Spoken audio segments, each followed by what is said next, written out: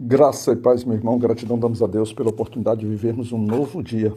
Um dia que certamente vem repleto de dificuldades, mas vem com a confiança que tu estás conosco e que tu será o nosso esteio, nosso sustento, a nossa coluna de sustentação para enfrentar as dificuldades que temos no nosso dia. E nós vamos meditar no livro de Provérbios. Hoje veremos o Provérbio 7 e a gente vai entrar no versículo 22. E nesse versículo está escrito: E ele segue logo, como boi que vai ao matadouro, e como louco ao castigo das prisões. O interessante desse Provérbios é que é um assunto muito recorrente aqui nos conselhos de Salomão. Ele está sempre chamando a atenção do filho no sentido dele ter prudência, dele adquirir sabedoria, discernimento, inteligência, e que os ouvidos dele estejam sempre voltados aos conselhos do pai, porque a própria experiência do pai servirá de parâmetro, servirá de direção. Só que Salomão está falando, vamos dizer assim, para o seu filho, ou como algumas vezes ele fala filhos, né? Ele fala até mesmo a expressão filhos, e pedindo para que as palavras sejam aceitas, e ele está sempre trazendo alguma coisa, principalmente no sentido para se livrar da mulher adúltera, né, da mulher estranha, ou mesmo da possibilidade dele praticar atos de adultério. Ora, a mulher, ela tem um marido, ora, a mulher ela é solteira, mas ela está disponível no mercado e ele já comprometido, e ainda assim ele se coloca à disposição, né, daquela mulher. De alguma forma ele se sente atraído por ela, né? Pela sua beleza, pela sua formosura, pelo seu charme, pela sua forma corporal, ou seja, os desejos carnais, a lascividade, ela cresce dentro dele. E é um assunto que já foi abordado, né? Ele já foi tratado aqui no Provérbios, por exemplo, 2. Ele foi tratado também no Provérbios 6. Foi tratado também no Provérbios agora 7, ele está sempre sendo tratado. E é algo que incomoda. Por que incomoda? Porque na nossa vida prática, além da gente ter, e eu já relatei isso da minha forma prática, dos malefícios e das consequências que hoje eu enfrento em relação a uma vida sem observar esses conselhos que aqui estão, o que me incomoda hoje é que eu tenho me esforçado para que isso não me alcance mais, mas eu vejo que eu tenho amigos e irmãos que estão completamente perdidos dentro da sua vaidade, da sua loucura, né, da sua iniquidade, chegando a, inclusive, a maltratar as suas esposas, porque maltratam, a ferir as suas esposas, porque a carne, porque a sedução dessa mulher estranha, dessa mulher sedutora, desse laço, né, desse laço aí que vai, vamos dizer assim, laçar o passarinho, ele é extremamente ardiloso. E, por vezes, a gente acaba não estando fortalecido para enfrentar esse tipo de situações. A Bíblia nos exorta a gente fugir do mal, a gente não encarar o mal. Então, por exemplo, quando uma mulher tenta te seduzir, e ela está determinada, ela sabe da fragilidade do homem, porque o homem ele é muito propenso a ser, vamos dizer assim, a ser dominado pela mulher. Eu sempre digo, se o homem nasceu homem, se tem um instrumento ou algo que tem capacidade letal de mutilar ele, é uma mulher. E aí ele precisa, então, ao longo da sua vida, ao longo da sua carreira, estar atento para como se proteger disso. Ah, não, o homem não gosta de mulher, não, pelo contrário, ele gosta. Aí eu vou usar a expressão de uma das mensagens que a gente às vezes recebe pelo WhatsApp, até aquele pastor Vanderlei, que deve ter pego aí aprendido em alguma coisa, ele retraz pra gente que é daquele jovem peão de obra ali, que está na obra que todos os homens, eles tiram, vamos dizer assim, ó, começam a cantar as mulheres que vão passando, aos olhos deles, mulheres fantásticas, mulheres extremamente desejadas. E tinha um jovem, segundo no relato que ele nos traz, tinha um jovem que se comportava de forma diferente e eles começaram, vamos dizer assim, a caçoar, a ridicularizá-lo. E ele se mantém na sua firmeza. E quando ele é confrontado a dizer que ele não gosta de mulher, ele diz que tanto gosta que ele tem uma, e ele preservava a sua moralidade, o seu caráter, a sua integridade, porque a sua mulher não merecia um tratamento desrespeitoso que nem aquele. Mas a gente só consegue fazer isso, alguns conceitos, eles devem estar presentes na nossa vida para que a gente possa fazer isso. Uma é a questão da própria moralidade. Por exemplo, é a questão daquilo que os nossos pais nos ensinam, principalmente os pais que souberam viver casamentos de forma responsável, íntegras, respeitosas, casamentos que são admiráveis, que a gente fica olhando e que a gente, como filho ou como homens que estamos acompanhando, diz assim, nossa, fantástico, como ele consegue ser assim, como é que ele consegue transbordar em felicidade, mesmo no meio das dificuldades que a gente também olha dentro da casa. Essa é uma maneira. Então, esse temor pelos conselhos do pai, como Salomão está trazendo. Uma outra forma muito útil é o temor, aquilo que Salomão vem apresentando para a gente, que é o temor ao próprio Deus. Porque quando a gente passa a temer a Deus e não ficar em desespero, ficar em angústia, com medo do que Deus poderá fazer para a gente, mas quando a gente teme a autoridade, teme o poder, teme a supremacia dele, a soberania dele sobre a nossa vida, a gente se percebe extremamente frágil, a gente se percebe extremamente dependente da sua misericórdia e da sua graça. Irmãos, eu me entristeço. E eu tenho recebido notícias, e eu tenho visto, na verdade, enquanto recebi notícias de amigos meus que eu amo esses amigos, mas que eu pouco posso fazer pela vida deles, porque simplesmente eles acabam não buscando o socorro que precisam. Aquilo que eles praticam, eu tenho certeza, não irei crucificá-los no sentido, mas irei alertá-los que eu já fiz dessa forma e posso garantir, não há qualquer benefício, qualquer mérito. Por mais que a gente consiga superar aquele momento, por mais que consiga achar um momento de paz, mas as sequelas praticamente são quase as cicatrizes que vão ficar marcadas eternamente entre aquele casal, entre aquela família. Aqui, nesse relato do Provérbios 7, Salomão ele começa dizendo aquilo que ele está sempre dizendo. Ele diz assim, filho meu, guarda as minhas palavras e esconde dentro de ti os meus mandamentos. Agora ele pediu para mais do que guardar. Agora ele pediu para que ele fizesse algo mais especial. Esconda. Porque o guardado possa ser que simplesmente qualquer um indo procurar com facilidade encontre e te roube aquilo. Aqui não. Agora ele diz assim, esconda, porque é precioso demais. Ele diz que esses mandamentos você deve vivê-los como lei, como a menina dos teus olhos. Você deve tomar ali como referência, como visão, como forma de viver. Você jamais deve deixar com que as trevas, a obscuridade, ou algo diferente do que a clareza dos mandamentos do Senhor, daquilo que vai te trazer paz, que vai trazer alegria, vai trazer felicidade à tua família, vai fazer com que a tua esposa se sinta amada e não desonrada quando tem um ato de prostituição, um ato de adultério.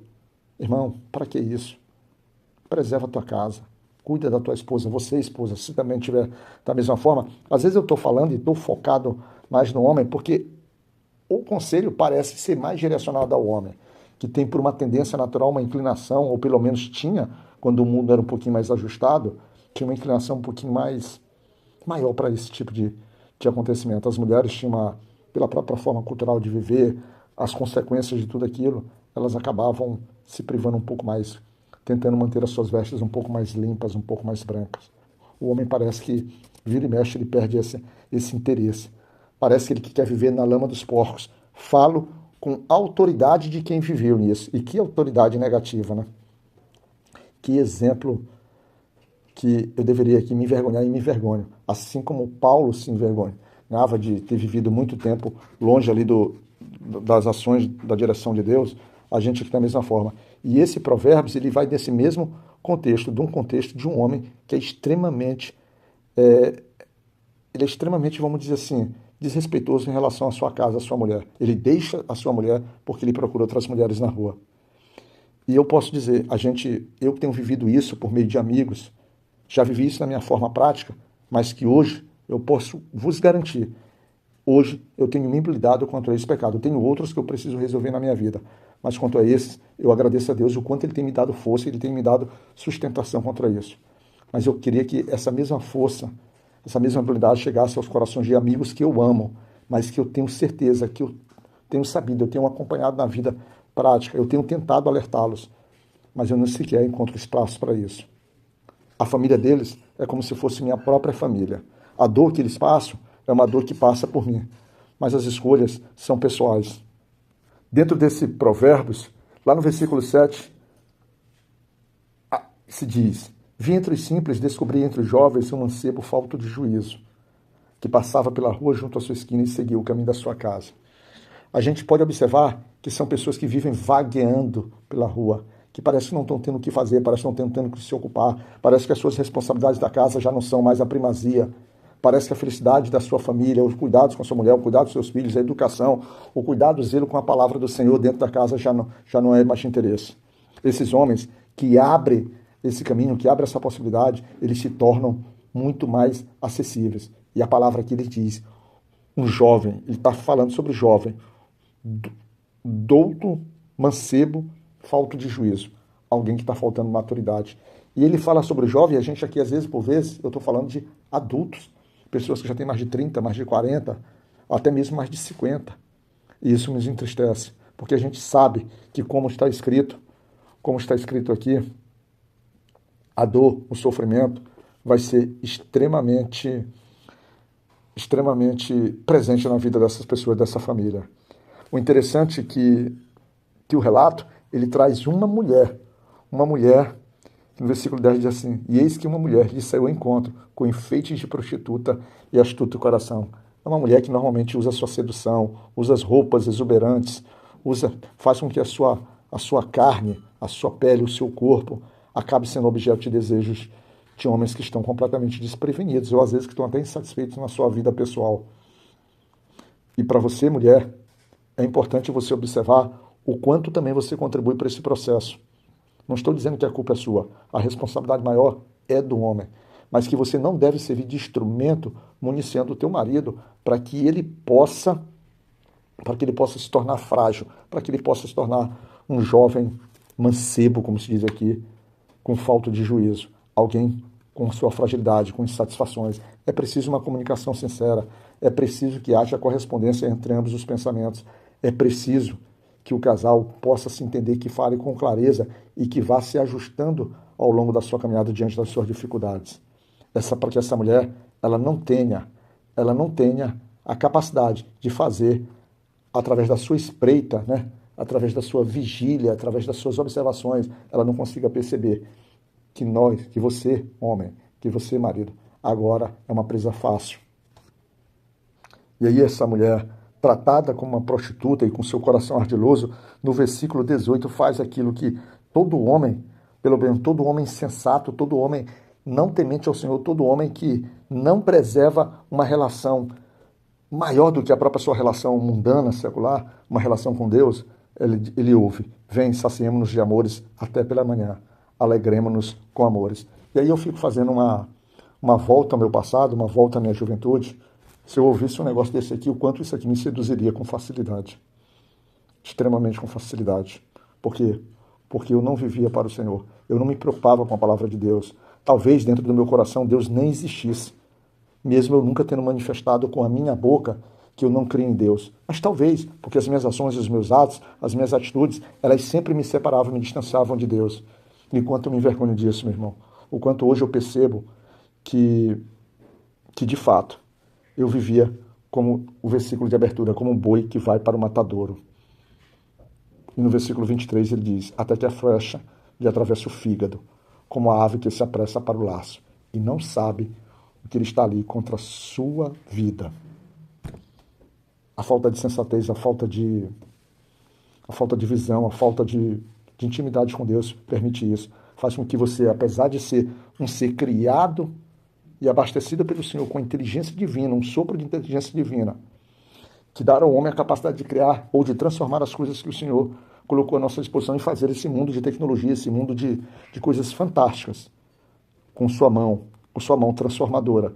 Porque ele é resultado de uma criação divina, ele é resultado de uma inteligência que vem de uma forma celestial. Ainda assim, ele cega, ainda assim ele se torna uma presa fácil.